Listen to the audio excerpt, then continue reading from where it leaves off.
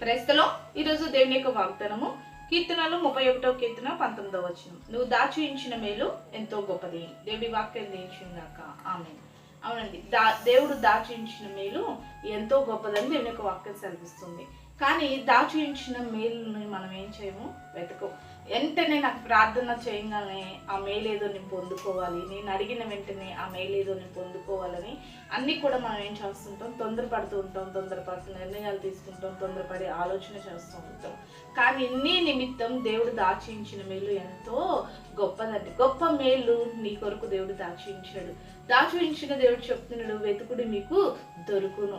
నువ్వు వెతికితే ఆ ప్రతిఫలము పొందుకుంటావు. వెతికే యొక్క ఓపిక, వెతికేంత ఓర్పు, వెతికేంత మరి పట్టుదల నీలో లేకపోతే దేవుడు దాచించిన మేలును పొందుకోలేవండి.